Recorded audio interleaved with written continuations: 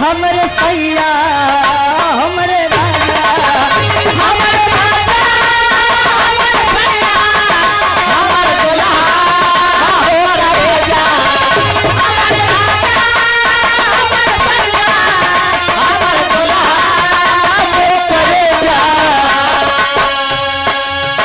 हमरे राजा हमरे राजा जी साइकिल से डोले जय जय अखिलेश बोले हमारे राजा जी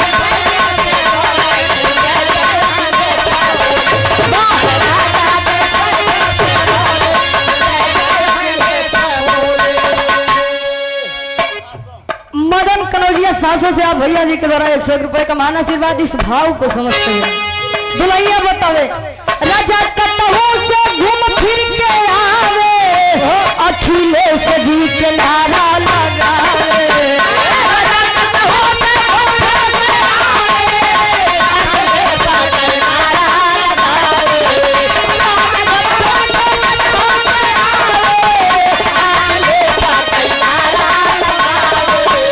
राजा कतहु से घूम फिर के आवे अखिलेश जी के नारा लगावे हमारे राजा जी हमारे दुल्हा जी दुल्हैया बताओ सखी से भैया पड़ोसी वाली सखी से बतावा सोलंकी भैया ये गाना जानला आपके ऊपर एकदम सूट करा। अरे वाह भौजी कहा है हमारे राजा जी हमारे दुल्हा जी तीन लूना हमारे राजा जी साइकिल से डोले सीधे जय अखिलेश बोले हमारे राजा जी साइकिल से डोले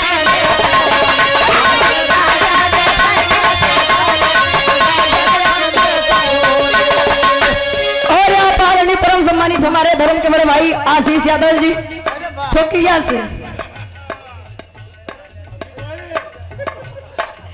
जिला सचिव समाजवादी पार्टी 100 रुपए का मान आशीर्वाद। दरअसल आप उनका पकड़े हाँ डब्लू गुरु जी पकड़े हैं ना थोड़ा कंफ्यूजन हुई बा और नहीं आपके व्यवस्था में आप उनके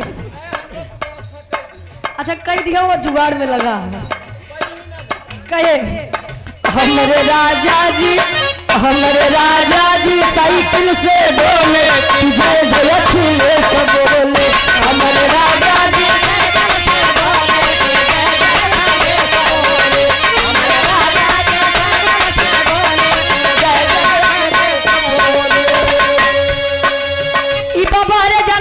मंदिर के घंटा बजाए कुछ मिले वाला नहीं बा।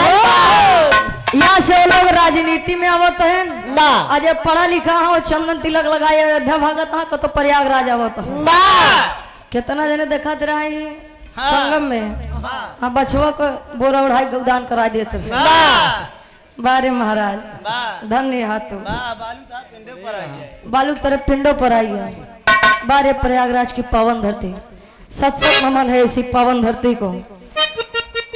यहाँ पर लोगों को अपने कर्मों का फल भुगतना है जितना जल्दी हो सके आँख खोल ले जाए छोड़ दे नहीं तो हम लोग ऐसे गावत रहा आप लोग सुनत रहा पैसा देते रहा कोनो मतलब नहीं बा जागरूक होइए गुरु जी संकेत करते हैं का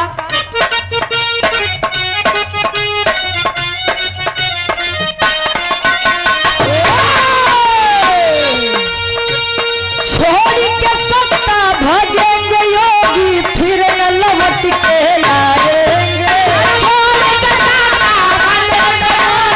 फिर न लौट के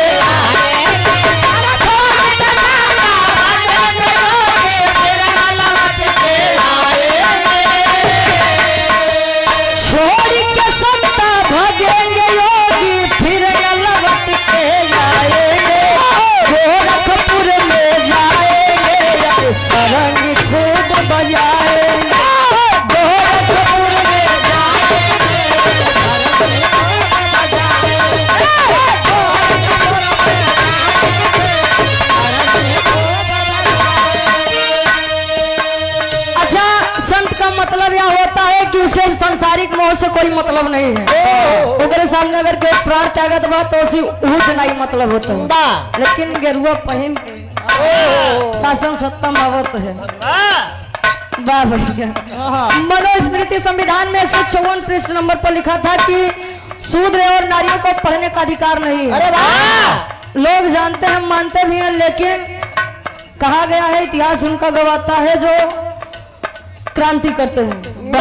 हाथ पे हाथ धरे बैठे रहा है, सिर्फ इतने कहा हम संतों से का पढ़ी।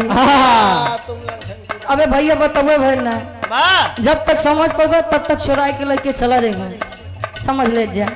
नहीं तुम लोग कहाँ जा कहे आखिरी लाइन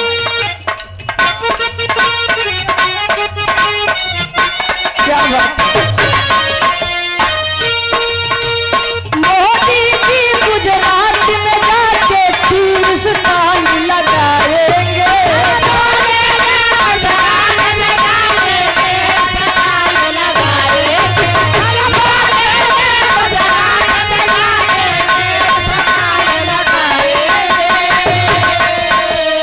पेपर में अगर आप लोगों ने पढ़ा होगा तो उसमें एक मेन हेडिंग आई है कि बच्चों को, जो पढ़ने लिखने वाले बच्चे हैं, उनको पकौड़े तलने की शिक्षा दी जाएगी, ट्रेनिंग दी जाएगी, पंचर बनाने की ट्रेनिंग दी जाएगी।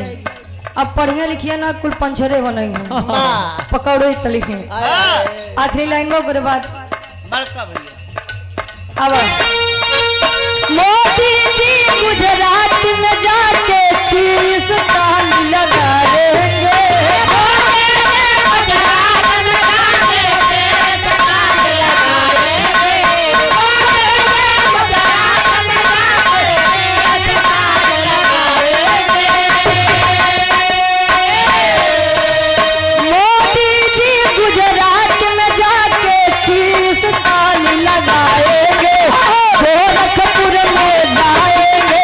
सारंगी खूब बजाएंगे।